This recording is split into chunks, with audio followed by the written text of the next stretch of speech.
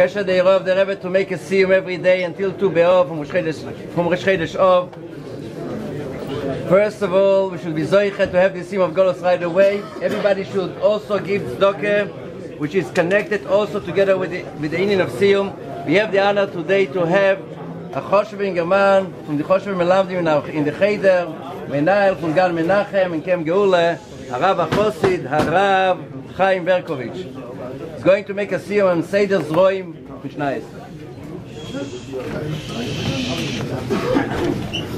This is a סיום on Seder Zra'im, which is the first Seder of the Shisha Sidra Mishnah. The last,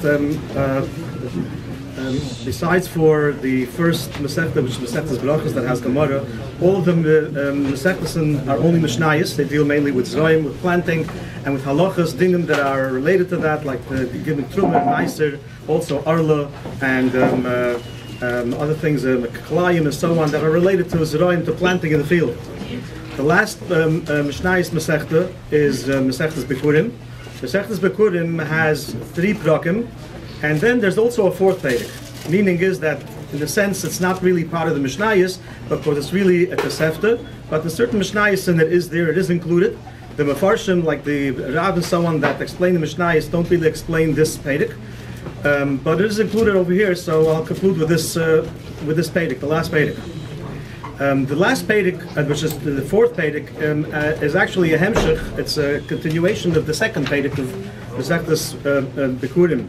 The 2nd Perek speaks about 3 things. It speaks about Truma, Meiser, and Bikurim, and the Mishnahs, each one of them compares one to the other to how they're similar and how they're different. Similar to that, this last part of the 2nd Perek speaks about a certain kind of an animal called a koi, which is mentioned quite a few times in Gemara also, which is kind of a certain creature which is not exactly like a behemoth, not like a chayu, or there's an argument exactly what it's considered. And so the Mishnah, each Mishnah speaks about how in a sense it's similar to a behemoth and a chayu, how it's different, how it's like neither of them. And as a hemshech to that comes the Tosefta, which is now included, it's like we can call it the 4th Perek of Masechtas Bikurim, and it speaks about what's called an androgynous. An androgynous is a certain kind of a creature, if you want to call it, which is not a man and not a woman, and in a certain sense it has drachim. It says it has ways that it's like one and not the other. In a certain sense it's like both of them, and in a certain sense it's like neither of them. So this last Mishnah is going to explain how it's like neither of them. So the Mishnah says, how is this androgynous not like, it doesn't have the dinim of a man and not like women. Ain't surfing truma al tuma zivasai. You don't burn truma on the tuma zivasai. That means it's normally a zav is a tumah that comes out of the body of a person. If a zav is an ava tumah, if he touches truma, the truma has to be burnt. But if this person, if this one happens to be an androgynous, they don't burn the truma from his. They don't burn the truma, and the reason is explained is because by the signs of a tumah zav, it depends if it's a man or a woman. By a man, it's the white, and by a woman, it's blood, so it's red. So therefore, if it's one of them, so therefore, being that he is something, he's not a man and not a woman, so therefore, it's not really considered a tumah. But the Gemara, however, says in Masechtas Niddah, the Gemara does say that if he has both signs, that means if both white and red come by him, then you would burn the truma if he touches it. And then the Mishnah says further, if this androgynous comes to the Beis Hamikdash and he has or white or he has the red sign, he's not chayiv kares. Normally, a person whose tummy is not allowed even going to the Har HaBayis, for sure not into the Beis Hamikdash, but by him it's not like that. And over here, however, even if he has both signs, he still in all is not chayiv, and it's explained because by coming into the Beis Hamikdash, it says "Mizochar vad nekeva teshalechu." That means it's dafka if he's a zochar vadai or nekeva vadai, and because by him it's neither of them or both of them, whatever it is, it doesn't go into that whole gather. So therefore, he's not chayiv for that. Ve'ein nimkar be'eved divri. He doesn't get sold as an eved divri like ka'anoshim v'loik ka'anoshim. We know that by a man, if he could be sold as an eved divri if he robs, then he can't pay. This only is by a man, not by a woman, and because he's neither of them or whatever, so therefore he can't be sold in such a way. Also, kanashim means that a father could sell a daughter until a certain age, to sell a seller like a maid, but by this one, androgynous, it can't be done. Also, the eine nerach, loy kanashim v'loy kanashim.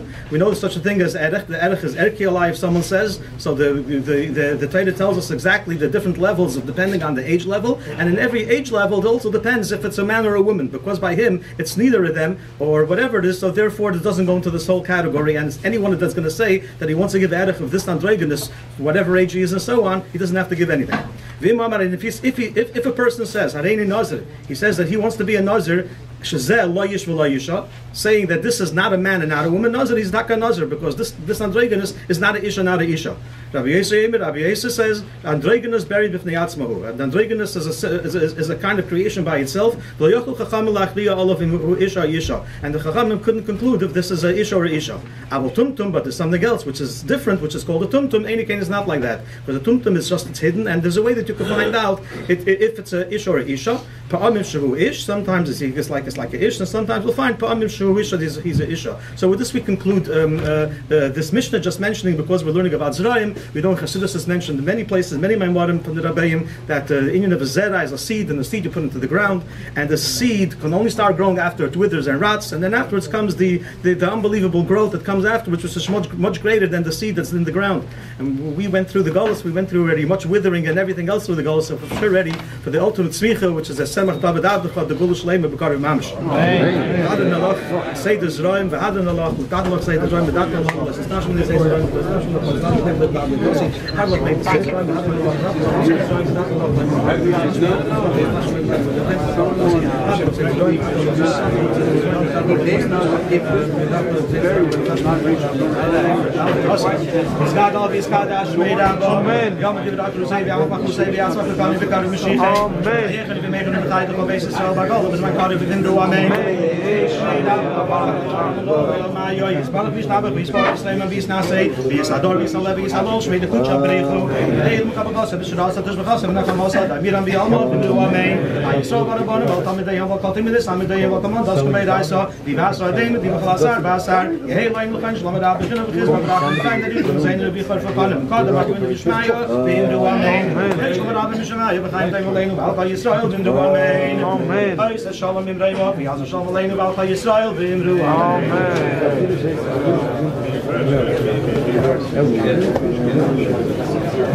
Oh yeah.